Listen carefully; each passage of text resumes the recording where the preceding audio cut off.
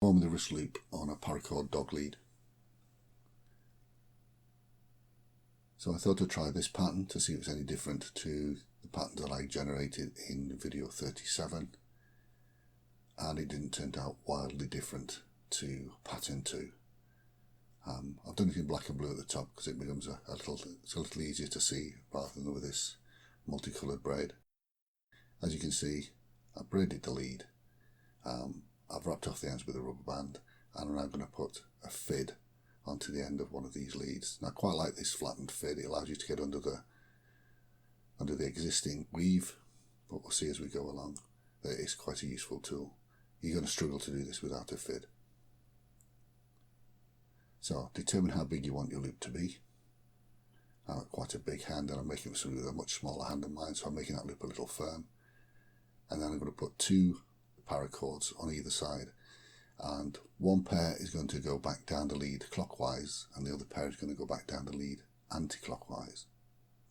So I find a braid of a particular colour and then I'm going to follow that colour back down the lead.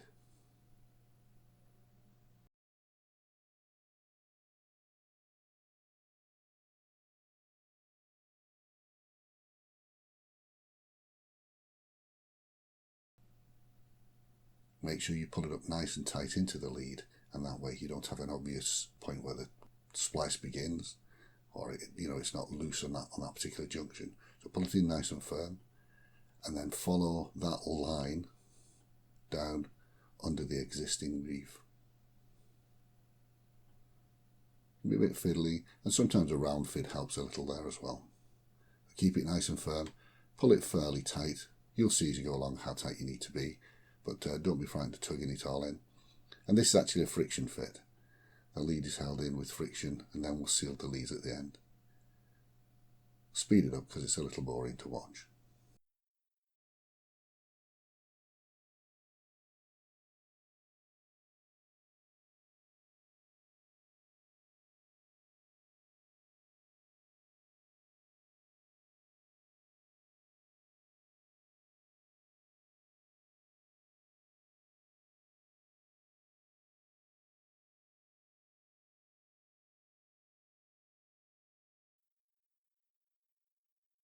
Now I left about, I don't know, maybe 6 or 8 inches of paracord, and as you get towards the end of that paracord, and as you can see I've only got a little bit left, you can think about finishing this off. It's a fairly simple thing to do, just the same as you do for anything else with paracord. You cut it off short, heat it up, and then seal it down.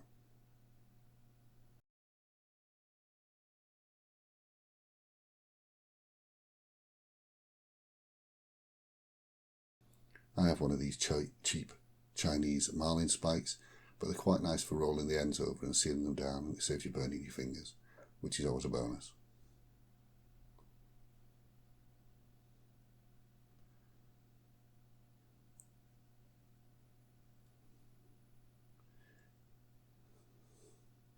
Discard the scrappy bit and thread another end on. Now it doesn't really matter which one you use, but it's handy if you can, when you choose one, that you lock down the other threads by crossing over them. I obviously used black last time, and if I went clockwise down the previous weave, then I'm going to go anti-clockwise this time. So make sure you don't end up with any errant loops. Make sure you know where you're going. Determine a path that you want to follow, and then just follow that line down. So you're just following one of the previous colours down the lead.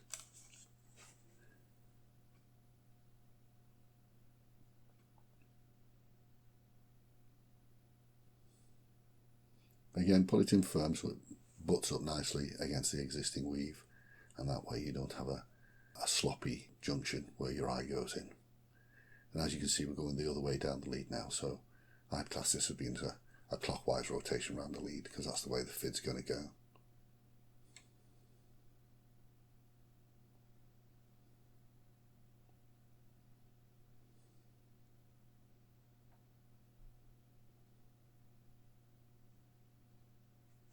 Just make sure you follow the existing colour and you won't go far wrong.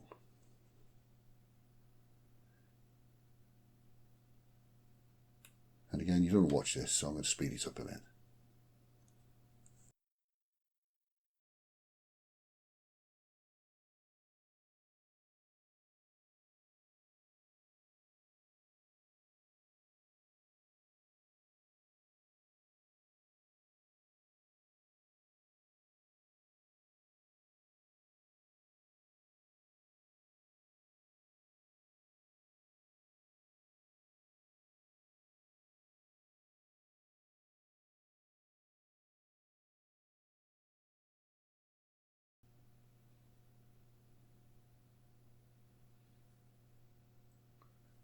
make sure while you're doing this that if you get any twists in your leads that you're reweaving back in, that you take those twists out.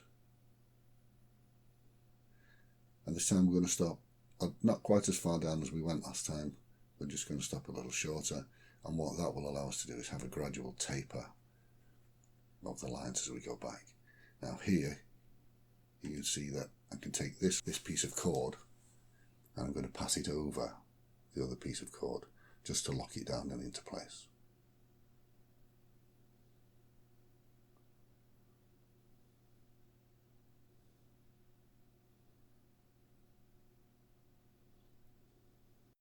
So as you can see, that's locking a lead down and in place, and it's just a bit of extra security and makes that loop junction a little tidier. And as before, just keep following it down. What you'll find now is that these loops, because of the tension you've put them under by pushing other lines down, they're getting much tighter, and that's good because that's what we want. We want those tight braids to hold these new pieces of paracord in place, because it is a friction fit, and that's how we're going. Like I say, take the twists out and you should be okay. Again, we'll speed it up a little bit.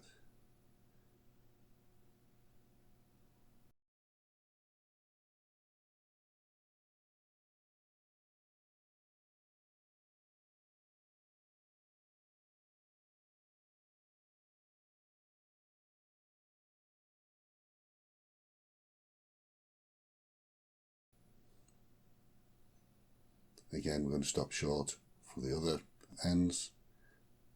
So we're working our way closer back to the loop now, sealing it down with our marlin spike. And you can see now we're getting a taper up towards the loop of the handle. So this last cord will be the shortest cord of all.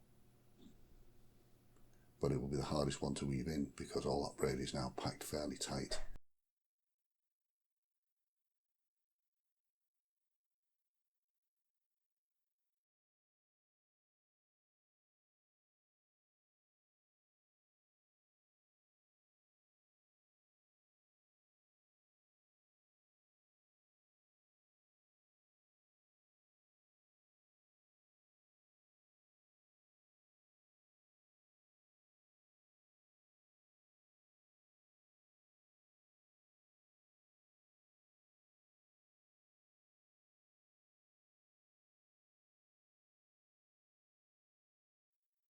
Again, we'll speed it up a little bit because it does get a bit tedious watching somebody else weave a bit of paracord into a braid.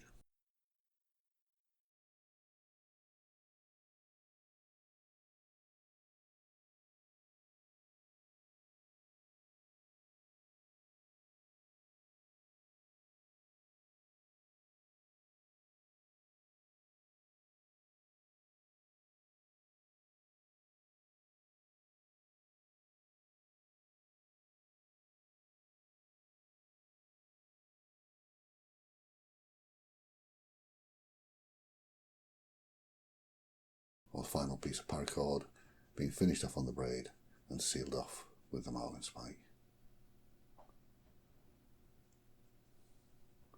And that's it. All you need to do now is work out the twists. Helps if you roll the taper in your hands, and that just makes for a nicer transition. And as you see, you've got a gradual taper down from the handle into the main dog lead itself. And obviously it doesn't apply to dog leads, you can do it to everything. Hope you found that informative or interesting. Thanks for watching. Please like and subscribe. Thanks. Bye.